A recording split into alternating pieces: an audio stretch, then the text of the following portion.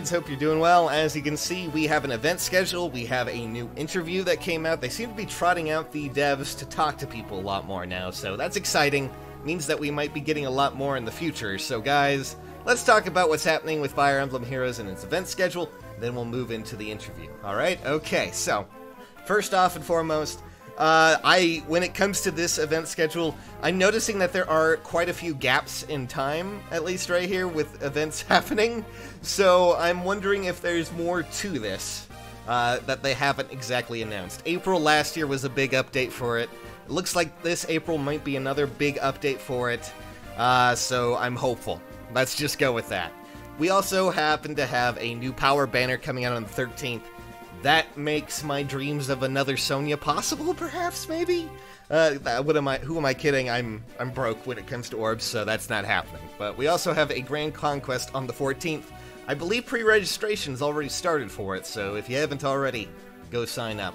Now, the one thing that's really interesting is starting on the 19th, and that's because we are getting another seasonal banner, and this time it looks to be Easter once again. This really makes me question what exactly is going to happen with the previous year's Easter events, you know, banners and all that fun stuff, because we have 2 years backlog now. Are they just going to throw out banners with those 2 banners? Add in even more banner apocalypse during a seasonal event? I wonder. Or are we just going to rely on last year's? It's going to be a very interesting few weeks there, at least when it comes to seasonals.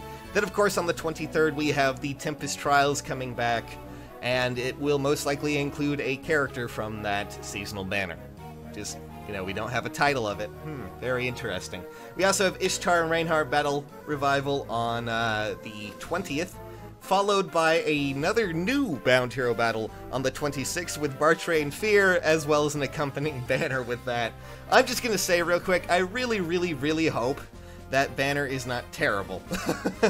I mean, 3 and 4 star units right off the bat, not to say anything bad about them, but hey, if you want to get something like that, you know, thumbs up to you. I'm sure you can try your hardest at getting a 5-star there, but, you know, considering how many banners there are out right now, I'm just kind of worried about it. Then, of course, we have the Voting Gauntlet.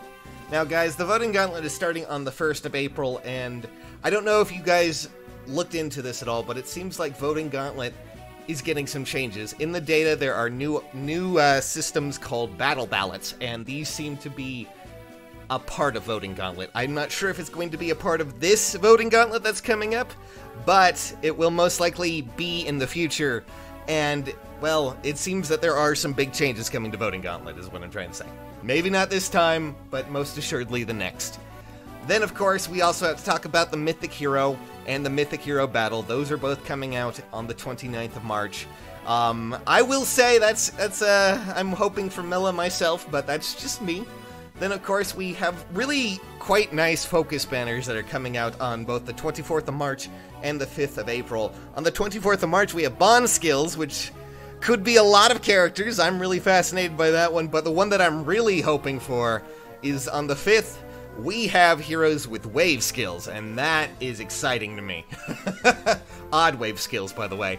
So we're going to be seeing some fascinating choices there, too. I'm going to be saying interesting and fascinating a lot this time around. But then, of course, we have a new hero banner with permanent characters on the 10th of April. And, well, we should have an update around there, too. But note the gaps, guys. Just note the gaps. Mind the gaps, as they say.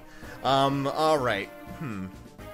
I guess we should probably move on to the Nintendo Life article. Guys, I will include a link to that in the description for those who are invested in seeing what exactly has been asked. But I will say that this time around, it seems like the questions that were asked, they did kind of, well, expand upon what they said to Destructoid and things like that. So the first question was fairly simple, guys. It was just the, you know, how exactly has Heroes evolved throughout, and both of the directors did chime in with their, you know, respective opinions and what, you know, what they did and how they felt they did when it came to development. They seem really proud, and that's a good thing. They should be proud. They have made a pretty fun mobile game here, and I think we can all agree that we are still playing it, so that's a good thing. Well, they do talk about how they evolve all of their, you know, they've added a lot of game modes, so things have been kind of, well, hard to understand due to the amount of volume that is there, as well as, you know, some of those new skills being kind of pesky and a little bit weird and how they operate. So they've been doing things like learn with Sharina and meet some of the new heroes. They also say that Aether Raids is especially strong and a great example of gameplay additions that they are really happy with. They're also going to try and increase content, at least for player engagement, and add more content that will appeal to newcomers as well as old. Which is pretty much just basic stuff there. I mean, it's them saying, hey, we're gonna put out new content. What a surprise. But it is interesting to note that they do specifically mention things like Aether Raids, which, everyone pretty much agrees that is what their main focus is when it came to the start of Book 3, so I guess it makes a lot more sense to focus on Aether Raids. Honestly, but they are, at least, they specifically mention their normal model, and they say to expand on new original stories every year and to occasionally add new gameplay modes. And, well, the original characters for Heroes are apparently gaining popularity, by the way. So they're going to continue to enhance content with that. Beast units were originally something that had been planned since launch, so now they are finally in the game. I'm sure a lot of you are excited. It's really fascinating just to see how, they handle, not only evolving, but also what their original plans were. And it's good to know that Beast units weren't so far off like a lot of us were fearing when it came to that. The next question is actually something that I'm... oh, man. They mentioned, at least Nintendo Life questioned them about how usually when it comes to free-to-play games, there's always an explosion of interest that tails off as time goes on. Have you experienced any of those patterns? And of course they have. It's very difficult to play one game for a long time without getting tired of it. Amen to that. So don't feel too bad if you feel like you need to quit for a little bit. You can just do what a lot of people do. Get on the game, get your daily things, and then log off. It doesn't need to be something where you have to play it constantly. God, I need to tell myself that. I think I just went on a whole bit of self-discovery here, folks. Because I think I may just need a break.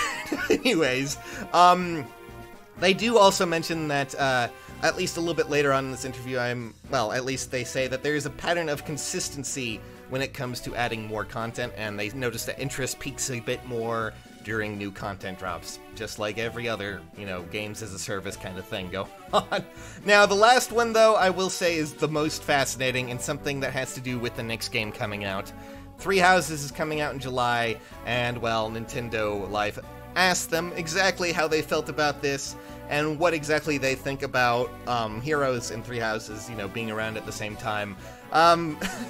Heroes was the first for a lot of people when it came to Fire Emblem, and with this they're going to be continuing on and trying to, at least add Three Houses into Heroes, I'm sure.